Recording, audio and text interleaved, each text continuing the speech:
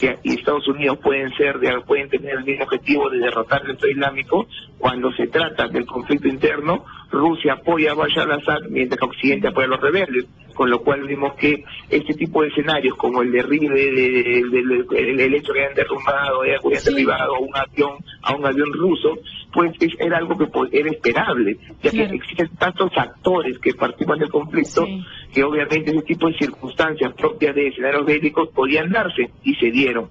Pero en este caso ya termina pues metido en todo ese asunto también Turquía, al que Rusia le ha echado prácticamente toda la culpa por el derribo del bombardero, y entendemos que ya pidió a sus ciudadanos en Turquía abandonar el país. ¿Qué se avisora? ¿Qué se espera? ¿Bombardeo? No. Pensar en un escenario bélico entre Rusia y Turquía no es probable. Las propias autoridades rusas lo han señalado. Yo creo que en un mundo cada vez más interdependiente como el que vivimos hoy, más globalizado, los países asumen muchos costos de asumir pues un enfrentamiento bélico. Diferente es enfrentarse al Estado Islámico que entre ellos.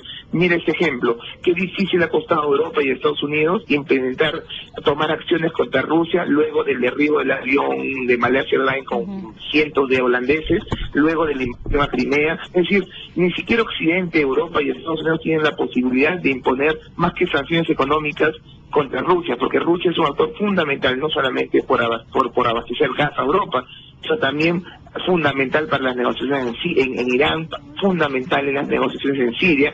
Lo mismo sucede al revés, es decir, es muy fácil pensar que Rusia podía implementar una campaña bélica contra Turquía, por lo que no sabe la gente es que Turquía es uno de sus principales socios comerciales de Rusia, en un contexto de caer el precio del petróleo, tiene sanciones europeas, pues Turquía es un socio fundamental, y además Turquía es miembro de la OTAN, con lo cual Rusia no tiene ningún interés de enfrentarse a todo la OTAN, en algo que sería pues claramente un inicio, un encerro bélico. Así que, ¿y cómo interpretamos entonces que haya pedido a sus ciudadanos que abandonen Turquía?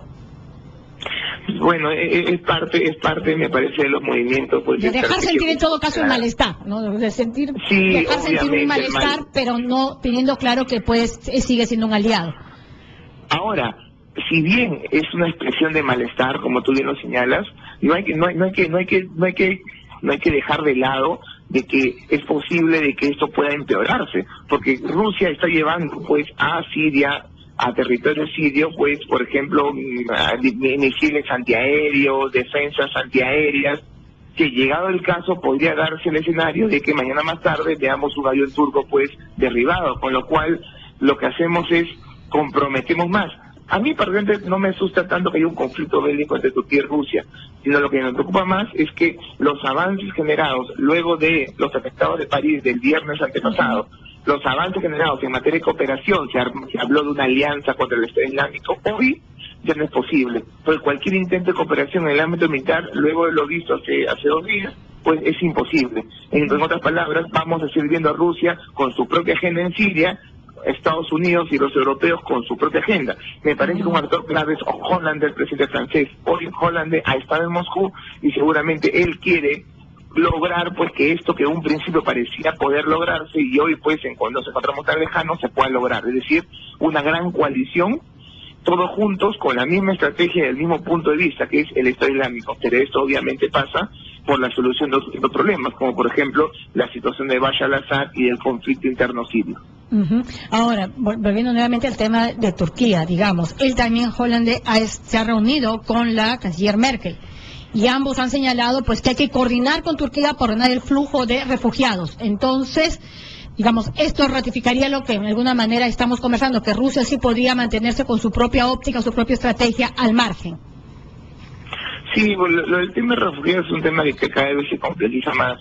Si ya antes de los atentados del viernes era un tema difícil, en tanto solamente este año se ha recibido algo más de 900.000 refugiados, en su mayoría sirios, pues, y obviamente uno de los grandes culpables de esta avalancha de refugiados que provienen de Siria, fundamentalmente de Irak y Afganistán, es Turquía, porque Turquía termina siendo el territorio de paso, el territorio más cercano, el que permite abrir su frontera hasta que esa población pues transite su territorio.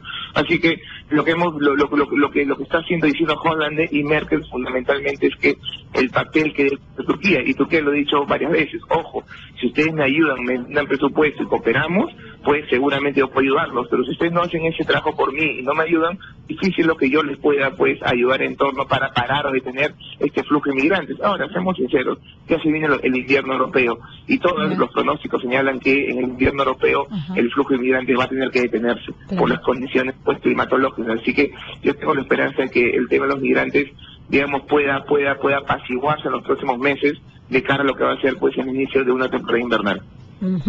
Bien, ahora, señor Vidarte, le voy a pedir que nos movilicemos pues desde Rusia, desde Medio Oriente hacia Latinoamérica para entender, digamos, qué ha pasado exactamente en Venezuela. Entiendo que todo esto ha pasado en las últimas horas, ha habido manifestaciones, ha habido balaceras, ha muerto un dirigente opositor. Sí, hay noticias de que han habido balaceras, disturbios. Mira, para mí la explicación es bien clara. Yo no puedo, porque no tengo las herramientas como para señalar responsabilidades de quién fue responsable, pero lo que sí yo puedo afirmar es que todo esto es producto de la gran fractura, la gran fragmentación política y social que tiene la sociedad venezolana. Una fractura que ha sido promovida desde el Ejecutivo, desde las épocas de Hugo Chávez y continuada por Maduro. Siempre esta fractura entre ricos, pobres, entre ustedes capitalistas y nosotros socialistas. Estas diferencias finalmente que en algún momento pudieron ser superadas o dominadas por el chavismo gracias a los altos precios del petróleo y a sus programas subsidiados y asistencialistas, hoy en día se hacen cada vez más difíciles.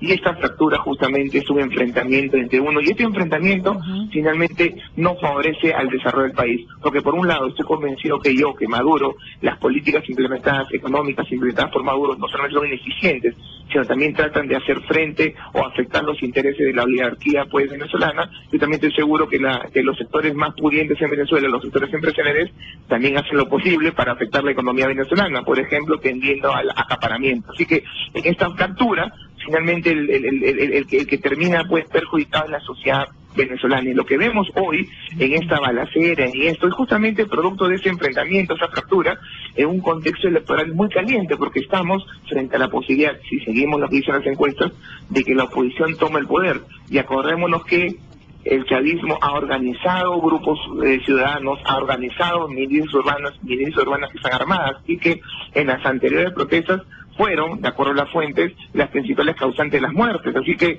mi temor es que esto puede generar ya no solamente la muerte de un opositor, de un pueblo del interior del país, sino también puede generar en mayores tipos de enfrentamientos y de muertos en una sociedad pues donde la pelea política no es simplemente la competencia política por quien asuma el poder, básicamente es una pelea a muerte entre grupos políticos, y eso es lo que el escenario que a mí me preocupa. Bien. Muchísimas gracias por atendernos, señor Oscar Vidarte.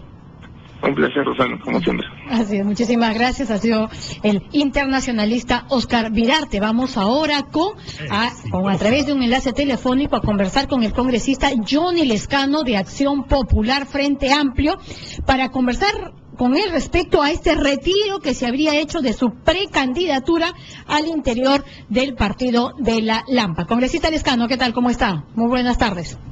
Ana, muy buenas tardes, un saludo a todo el país. Confírmenos o descartemos en todo caso. ¿Ya ha retirado? Sí. ¿Lo confirma?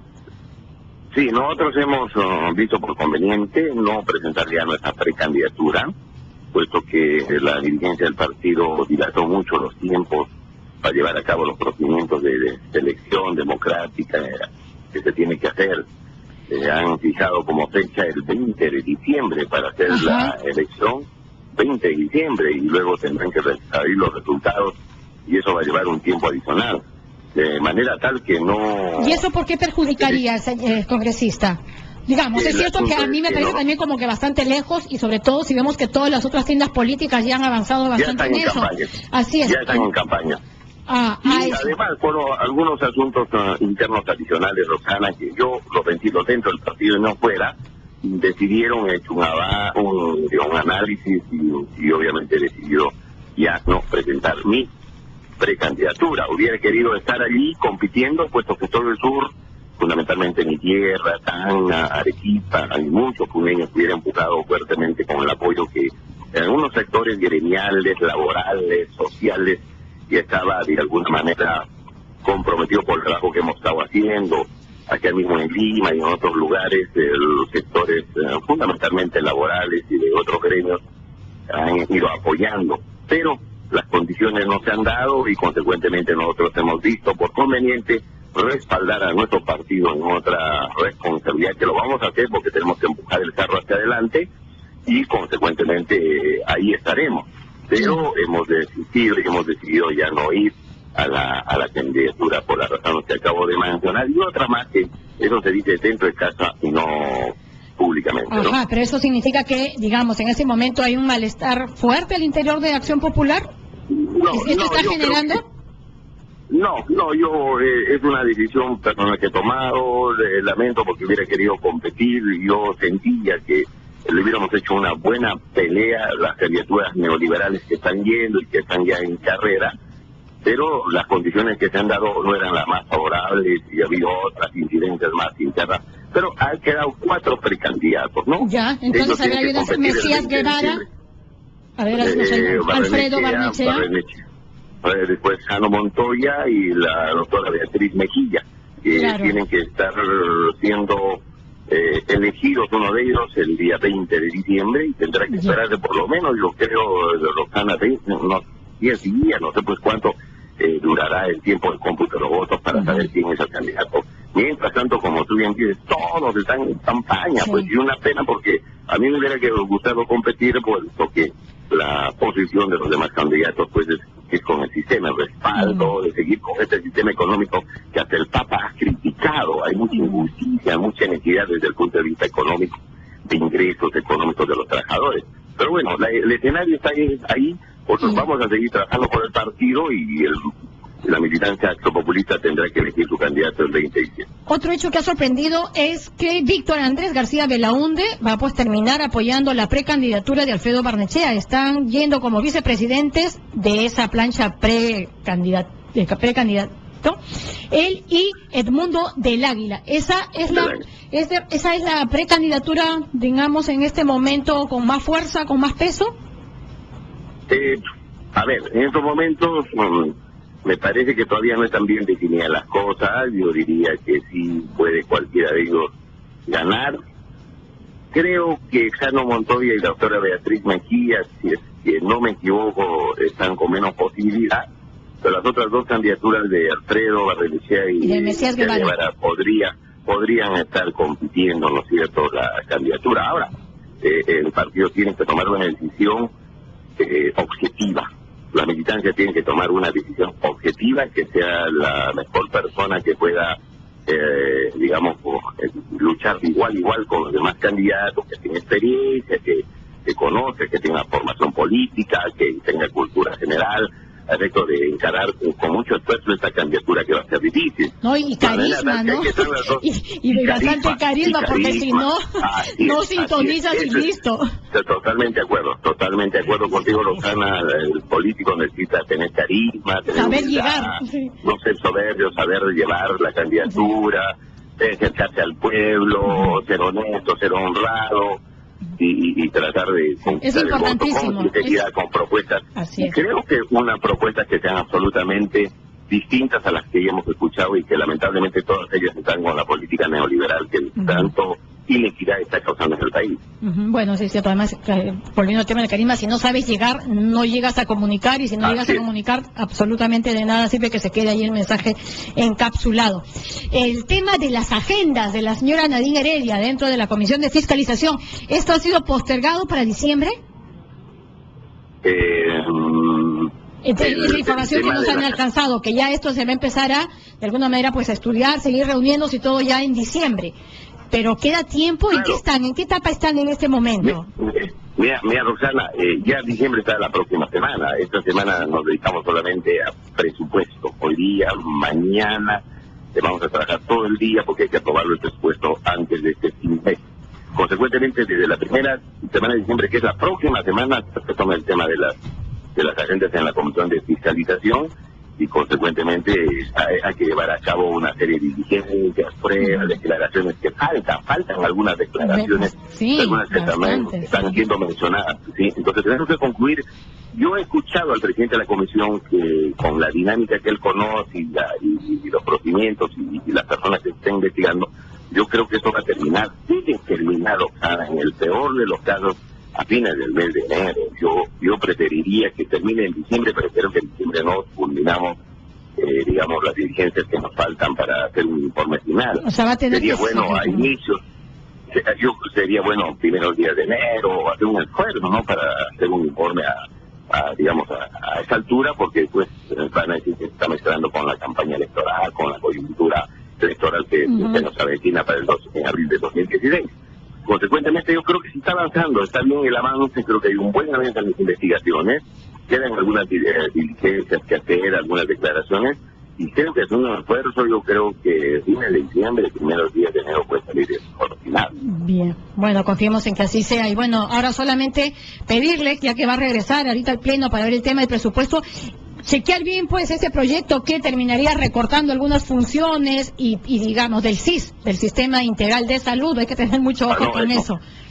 Sí, claro, y el presupuesto y la medicina tienen que comprarle el SIS, porque se pretende que a través del Ministerio de Salud se haga la compra de las medicinas, no se sabe por qué. Yo creo que ellos directamente, sabiendo la demanda, la necesidad, los requerimientos, deben seguir disponiendo el dinero y haciendo las compras corporativas que puedan hacer para tener medicamentos a menos precio, ¿no? Y tener más medicamentos, pero sí, en este punto vamos a tener algún tipo de participación y cuidado para que no haya ningún truco ni perjuicio a los millones de peruanos que no tienen seguro y que hay que atenderlos, Rosana. Así es, bien, me alegra bastante. Muchísimas gracias, congresista Johnny Lescano. Gracias, Rosana. Un abrazo para ti y para todo el país. Muchísimas gracias. 12:55 y está con nosotros en estudios el doctor Carlos Benítez Villafane, coordinador nacional de la estrategia de VIH del Ministerio de Salud. No se olviden que el día 1 de diciembre se conmemora precisamente el Día Mundial de la Lucha contra el SIDA. ¿Qué tal? ¿Cómo está, doctor Benítez? Buenos días, Rosana, a ti y a tus oyentes. En ese sentido, en la lucha contra el SIDA, ¿cómo vamos en nuestro país? Digamos, entiendo que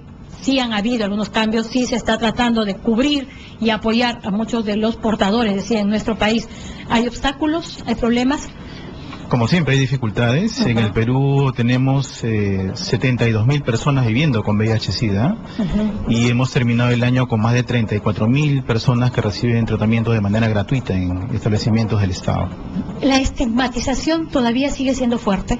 Lamentablemente todavía sí, y en general la vemos en la sociedad misma, en relación a las personas que viven con el VIH y también de las poblaciones vulnerables a la enfermedad. Y el Ministerio trabaja de manera muy especial y particular con el estigma y discriminación en los servicios de salud, pero creo que hay que hacer extensiva la tarea para las demás instituciones del Estado y para la sociedad en general.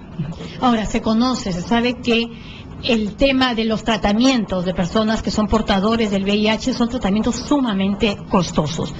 Digamos, hay un presupuesto para eso, obviamente siempre se va a necesitar más. Pero pasa también esto por saber seleccionar los laboratorios con los que se trabaja.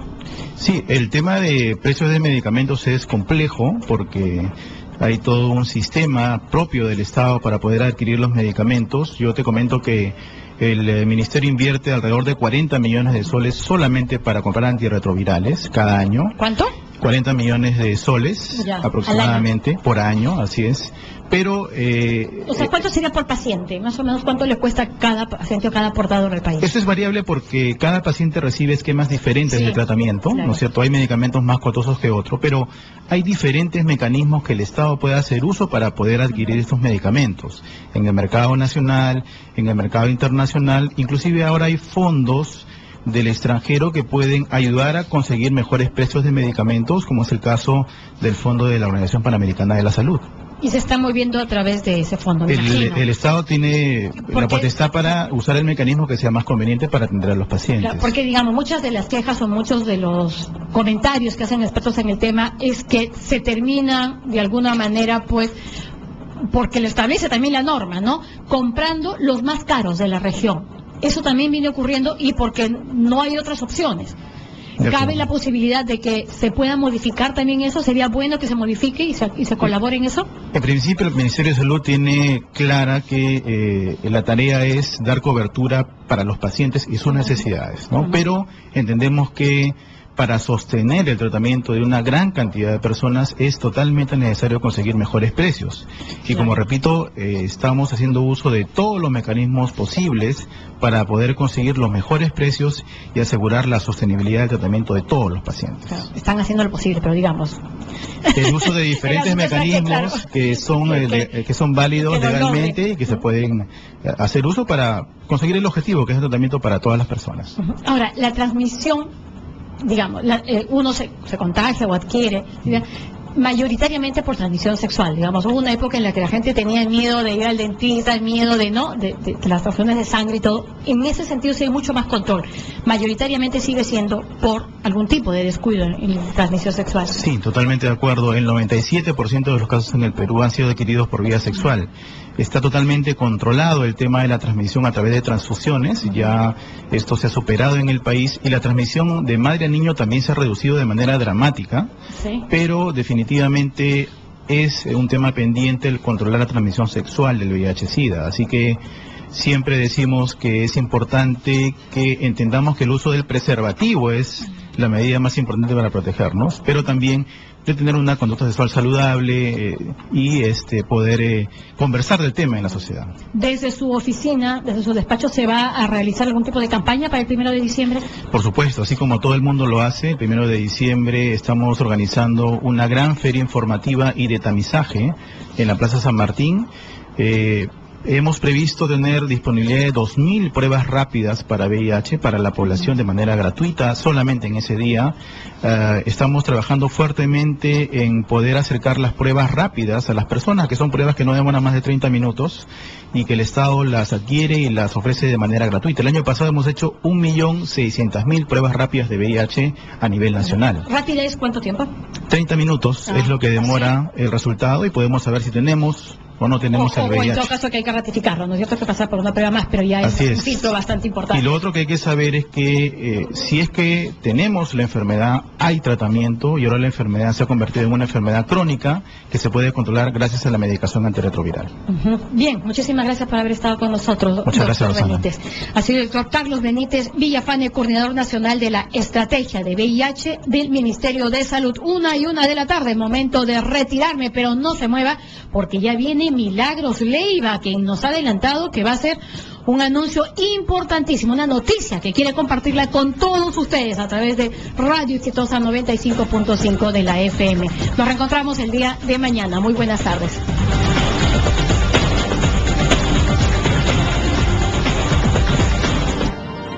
Radio Exitosa en Lima 95.5.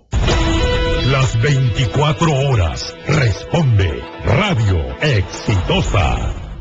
Ya comenzó el Cyber Planet en Cineplanet. Todas las entradas 2D a solo 5 soles. Comprando en www.cineplanet.com.p o en el aplicativo móvil. ¿Qué estás esperando? Ingresa a la web o descarga el app y disfruta de esta super promo. Consulta los términos y condiciones en www.cineplanet.com.p. Oscar, tengo una gran noticia. ¿Qué pasó, Silvio? Cuéntame. Ya puedes adquirir tu diario deportivo La Calle. Sí, La Calle. El nuevo diario deportivo que estabas esperando. Con toda la información nacional e internacional del fútbol y todas las disciplinas. ¿Cuánto cuesta? ¿Qué es lo más importante? ¡Completamente gratis! Todos los días, tu diario deportivo La Calle. Reclámalo gratis con tu diario Caribeña y tu diario Exitosa. Las 24 horas responde Radio Exitosa. El microinformativo de Exitosa.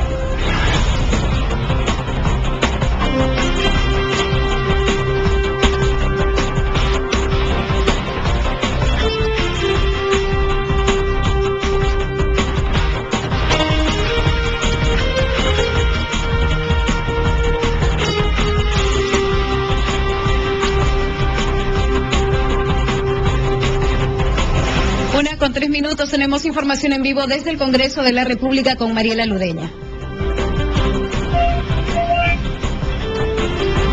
Continúan exponiendo el proyecto del presupuesto público para el año fiscal 2016 con asistencia del Gabinete de Ministros encabezado por el Premier Pedro Cateriano Bellido. Hay que recordar que según este dictamen el fondo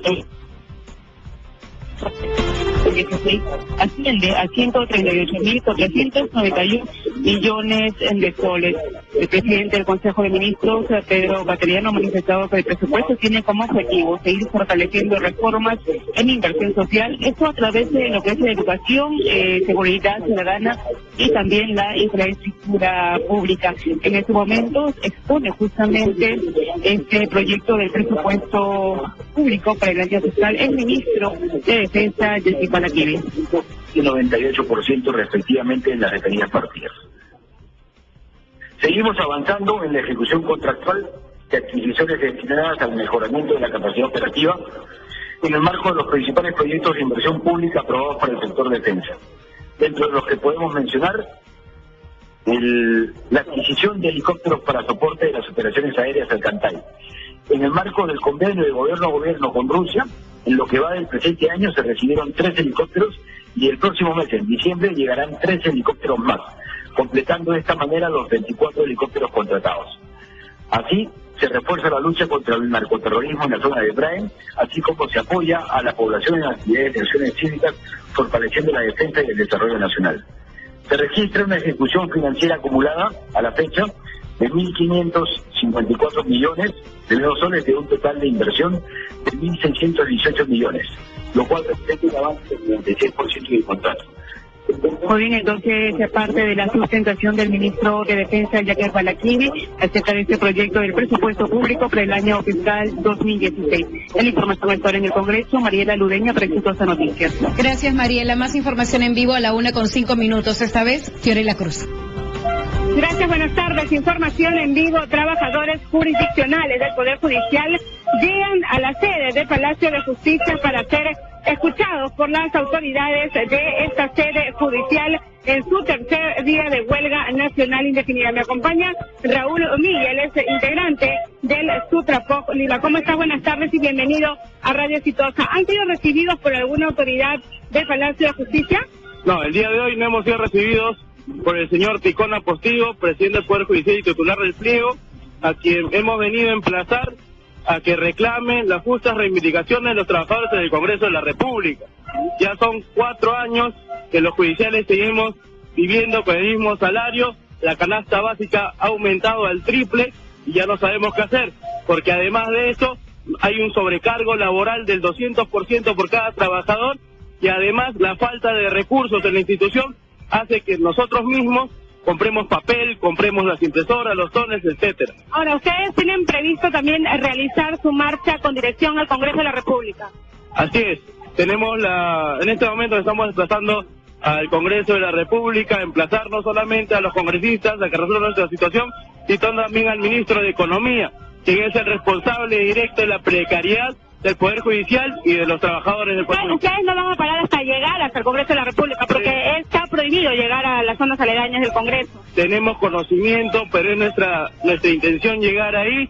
En el camino también está una sede importante del Poder Judicial, que es la sede de Zamora Valdés, pero en todo caso el Congreso es de todos y los congresistas tienen el deber de recibirnos a nosotros como ciudadanos de la República. Perfecto, muchas gracias por conversar con Radio Exitosa, la intervención de Raúl Milla, integrante de Sutrapoc Lima. Mucha atención entonces a nuestros amigos conductores, porque esta marcha se dirige